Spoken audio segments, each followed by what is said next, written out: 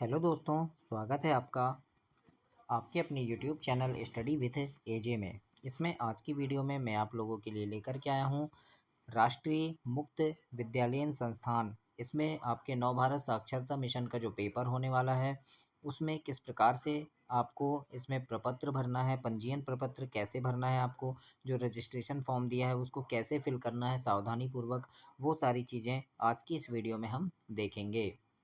तो इसमें ये नवभारत साक्षरता कार्यक्रम आपका 2022 से 27 तक जो चलने वाला है उसके लिए ये पेपर है ना। आपका कल यानी जो 22 सितंबर 2024 को जो पेपर हो रहा है उसमें किस प्रकार से आपको प्रपत्र को भरना है, क्या क्या चीज़ें उसमें दी गई है, उसके बारे में हम विस्तार पूर्वक जानेंगे। और साथियों, चैनल को सब्सक्राइब ज़रूर कर देना, क्योंकि इसमें एजुकेशन से रिलेटेड काफ़ी सारी चीज़ें मैं चैनल पे डालते रहता हूँ समय समय पर, जिससे कि आपको सारी चीज़ें समय पर मिल सके। इसलिए चैनल को सब्सक्राइब करके आप रखिएगा। आइए देखते हैं, सबसे पहले यहाँ पर आपके लिए दिया है राज्य संघ क्षेत्र का नाम। तो यहाँ पर आपको अपने राज्य का नाम लिखना है। जैसे मध्य प्रदेश है तो मध्य प्रदेश लिखेंगे हम यहाँ पे, मध्य प्रदेश राज्य का नाम हम यहाँ लिखेंगे। इसके बाद है डिस्ट्रिक्ट। तो डिस्ट्रिक्ट जैसे मैंने यहाँ जबलपुर लिखा है, तो आपका जो भी डिस्ट्रिक्ट है वो यहाँ पर आप डिस्ट्रिक्ट का नाम लिखेंगे अपना। इसके बाद पंजीकरण संख्या में क्या लिखना है देखेंगे। तो पंजीकरण संख्या में आप अपने स्कूल का डाइस कोड लिखेंगे, है ना। ये क्या है, देखो, राज्य कोड है 23, फिर जिला कोड आपका 42, फिर ब्लॉक कोड 18, फिर ग्राम कोड 124 और 03 आपका स्कूल कोड होगा, है ना। तो इस प्रकार से आप यहाँ पर डाइस कोड लिखेंगे और अंत में ये 001 जो है ये विद्यार्थी का रोल नंबर रहेगा, जो आपका 001 रहेगा, है ना। जैसे आपके पास 20 विद्यार्थी हैं तो वो 0-20 तक रहेगा, है ना, 001। इसके बाद 002, फिर 003। ऐसे ही आपके पास जितने भी विद्यार्थी हैं, जितने भी परीक्षार्थी हैं जो परीक्षा दे रहे हैं, असाक्षर हैं, तो उनके ऐसे ही रोल नंबर आपको लिखना है 001 से लेकर आगे तक। तो इस प्रकार से आप इसे कंप्लीट करेंगे साथियों। आगे अब हम देखते हैं इसमें, अब यहाँ अंग्रेजी में शिक्षार्थी का नाम, तो यहाँ पर आप लिखेंगे कैपिटल लेटर में, है ना। जैसे मैंने यहाँ लिखा है रमेश कुमार सिंह। तो इस प्रकार से जो भी आप नाम है ना, जो भी नाम है परीक्षार्थी का, तो उसका नाम आप यहाँ लिखेंगे कैपिटल लेटर में, बड़े अक्षरों में। इसके बाद देखते हैं शिक्षार्थी के पिता का नाम लिखना है। तो उसके पिता का नाम जैसे मैंने यहाँ लिखा है रामचरण सिंह। तो जो भी उनके पिता का नाम होगा वो आप यहाँ पर लिखेंगे कैपिटल लेटर में। और माता का नाम लिखेंगे, अगर माता का नाम ज़रूरी नहीं है ना, अगर मालूम है तो लिख सकते हैं, नहीं तो नहीं लिखेंगे।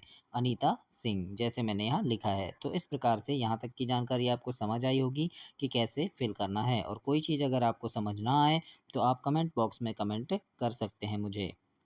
आगे देखते हैं इसके बाद शिक्षार्थी की वैवाहिक स्थिति, अगर विवाहित है तो विवाहित में टिक करना है और अविवाहित है तो इसमें टिक करना है आपको, है ना। तो और इसके बाद आयु मैंने यहाँ 35 वर्ष लिखा है, जो भी उसकी आयु है वो आप यहाँ लिखेंगे।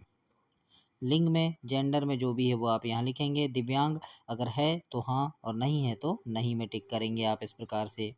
आगे देखते हैं अब क्या करना है। तो मोबाइल नंबर, शिक्षार्थी का मोबाइल नंबर जैसे मैंने यहाँ डाल दिया है, तो ऐसे ही आप कोई उसका जो मोबाइल नंबर होगा वो लिख सकते हैं, और नहीं है तो नहीं लिखेंगे। इसके बाद यहाँ लिखा है आधार संख्या, यदि उपलब्ध है तो यहाँ पे आधार नंबर आप लिखेंगे, और नहीं है तो नहीं है। अब यहाँ देखिए, यहाँ पर है शिक्षार्थी के मूल्यांकन केंद्र या स्कूल का नाम। तो जैसे मैंने यहाँ लिखा है प्राइमरी स्कूल जबलपुर, तो ऐसे ही आप अपने स्कूल का नाम लिखेंगे, और जो पता है तो पता में आप यहाँ डाइस कोड डाल देंगे। तो इस प्रकार से आपको इसे कंप्लीट करना है। इसके बाद जो और दूसरा पेपर है आपका, यानी दूसरा पेज जो है, जिसमें आपका यहाँ उल्लास नव भारत साक्षरता कार्यक्रम मूल्यांकन परीक्षा जो है QAB। तो इसमें क्या करना है, अब परीक्षा केंद्र संख्या। तो परीक्षा केंद्र संख्या में आप करेंगे दोस्तों, आपका जो 23 और 42 इनको छोड़ देना है। अब आप यहाँ से देखो 18, यहाँ से 18, 12, 403, इतना इतना आपको लिखना है ना। ये क्या है अब मैं आपको बता दूं, तो ये 18 आपका ब्लॉक कोड रहेगा, 124 आपका ग्राम कोड है, और 03 आपका स्कूल कोड रहेगा। तो यहाँ से आप अपने डाइस कोड के अंतिम 7 अक्षर आप यहाँ परीक्षा केंद्र जो दिया है आपका परीक्षा केंद्र संख्या में आप लिखेंगे अंतिम 7 अक्षर, है ना, अपने डाइस कोड के। तो याद रखिएगा ध्यान से, इसको अंतिम 7 अक्षर लिखना है अपने डाइस कोड के, है ना। तो यहाँ पर जो ये 18 है ये आपका ब्लॉक कोड है, 124 ये आपका ग्राम कोड रहेगा और 03 आपका स्कूल कोड है। तो इस प्रकार से आपको लिखना है। परीक्षा की तिथि डाल देंगे यहाँ पे 22/9/2024 जैसे मैंने यहाँ लिखा है, और परीक्षार्थी का नाम रमेश कुमार सिंह है, तो रमेश कुमार सिंह हमने यहाँ लिख दिए हैं। तो इतना कंप्लीट आपको करना है, और इन सभी चीज़ों में जो भी चीज़ें आपको समझ ना आई हो वो आप मुझे कमेंट बॉक्स में कमेंट करके मुझसे पूछ सकते हैं। और इस चैनल पे काफ़ी सारी चीज़ें डालते रहता हूँ मैं एजुकेशन से संबंधित, तो वे सारी चीज़ें आपको समय पर मिलें इसके लिए चैनल को सब्सक्राइब करके रखिएगा, सारी चीज़ें आपको इसमें उपलब्ध होती रहेंगी। आगे देखते हैं और क्या करना है इसमें। तो परीक्षार्थी के हस्ताक्षर में यहाँ पर जो निरक्षर हैं वो यहाँ पर साइन करेंगे, फिर है ना। फिर यहाँ निरीक्षकों के हस्ताक्षर जो आपके परीक्षा लेंगे या अक्षर साथी होंगे उनके यहाँ पर साइन रहेंगे, और यहाँ केंद्र अध्यक्ष के हस्ताक्षर रहेंगे। तो इस प्रकार से इसे कंप्लीट करना है। इसके बाद यहाँ पर है निर्देश है, निरीक्षक इनको पढ़कर समझाएंगे कि परीक्षार्थी को उपरोक्त जानकारी भरने की आवश्यकता है ना। तो यार यहाँ पर क्या है, प्रश्न संख्या जब आप चेक कर लेंगे तो देखिए जैसे पढ़ना में 6 तक प्रश्न है। अब मान लो प्रश्न संख्या 1 में पढ़ना में बच्चे को 3 नंबर मिले तो यहाँ 3 डालना है। प्रश्न दूसरे में 4 मिले तो 4 डाल देंगे। प्रश्न तीसरे में 2 मिले तो 2 डाल देंगे। इस प्रकार से यहाँ लिखना है। अब प्रश्न चौथे में उसको 5 नंबर मिले तो 5 डाल देंगे, है ना। प्रश्न पाँचवें में 3 नंबर मिले तो 3 डाल दिए। प्रश्न छठवें में 1 नंबर मिले तो 1 डाल दिए।